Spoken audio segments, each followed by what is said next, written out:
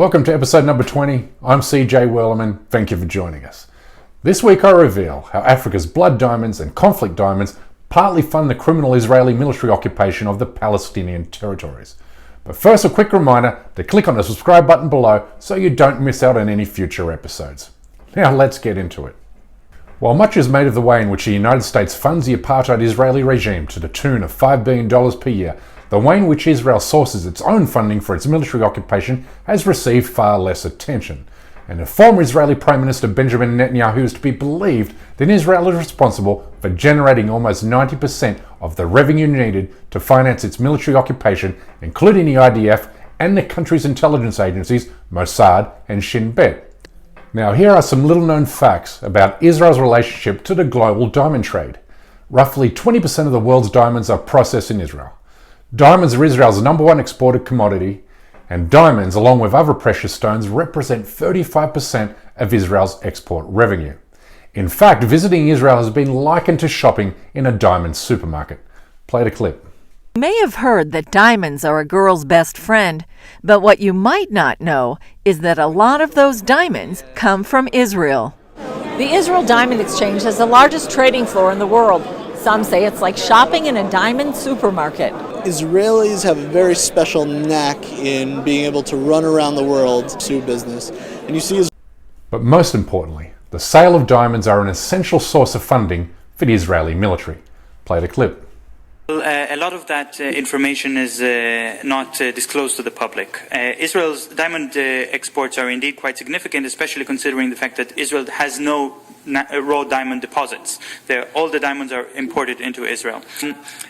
The role of the diamond industry in Israel's security industry is not quite clear, but what we can say, and that also following the fact that Israel has a very large part of its economy dedicated to defense and security and militarism, is that every time Israel exports a diamond, and every time somebody buys a diamond that was exported from Israel, some of that money ends up in the Israeli military. So the financial connection is quite there. And recently I've tried to make a calculation of how much that would be. And overall, the Israeli diamond industry contributes about $1 billion annually, it's a very rough estimate, to Israel's military and security industry, to prisons, to the wall of separation, and so on.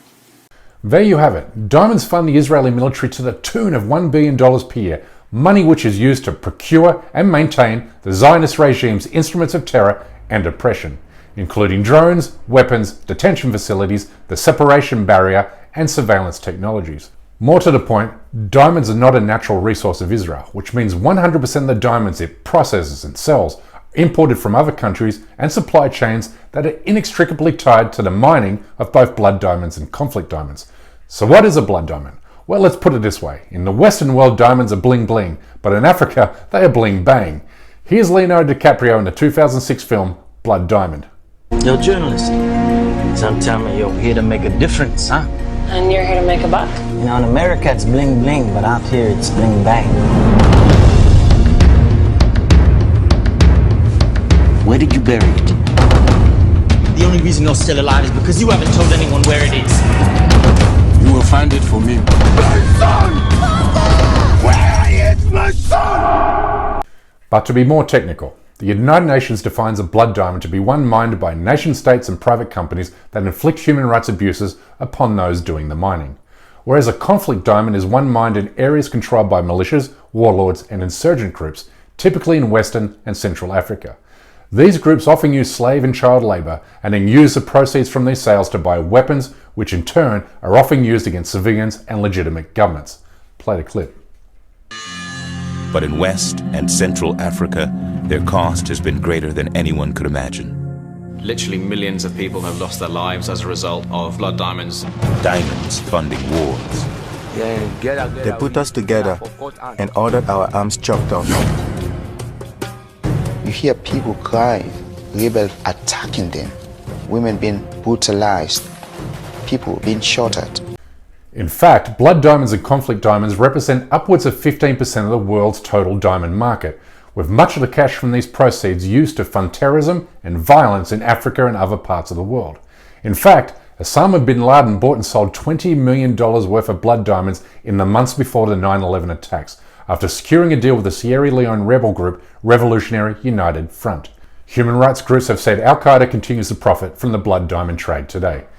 To be expected, however, Israel denies it profits from the mining and sale of blood and conflict diamonds, claiming 100% of its imported diamonds are conflict-free.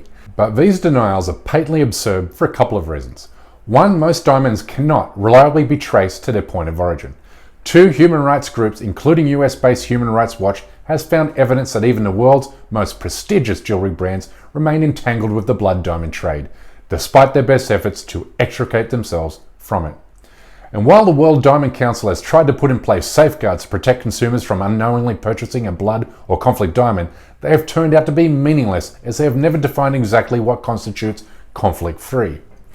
Moreover, we can say this: if the world's leading brands remain entangled to diamonds mined in conflict zones, then you can be absolutely certain that smaller players remain deeply connected to it. But more significantly, we also know the world's biggest diamond retailers maintain close financial ties to the Israeli military. Play the clip. Innovative Minds. Businesses complicit in trading with Israeli diamonds include De Beers, Levayev, Tiffany, Cartier, and Graf. Their complicity has led to calls for boycotts against the purchasing of Israeli diamonds, which would be a token of love if they were bought conflict-free. But in Israel's case, their diamonds are now seen as supporting the shedding of Palestinian blood. In fact, ABT Diamonds, which is an affiliate of De Beers, boasts on its website to having made significant contributions to the Israeli military over the years, as has the Steinmetz Foundation, which adopted the Israeli military's notorious Givati Brigade, which the United Nations has accused of committing war crimes, including the massacre of 21 members of a single Palestinian family 10 years ago. Play the clip.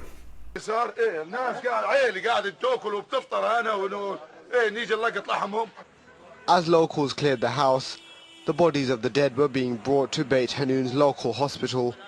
None of the 4 dead children were older than 5. An elderly man was killed instantly, and medics tried to revive the mother of the children, but she didn't make it. The Steinmetz Foundation calls these war criminals needy soldiers and donates hundreds of thousands of dollars to the Givati Brigade. Last week, Israel's Ministry of the Economy announced that imports of rough diamonds grew sharply during the first 6 months of this year, rising 165% to $1.4 billion, with exports climbing 177% to $2.4 billion.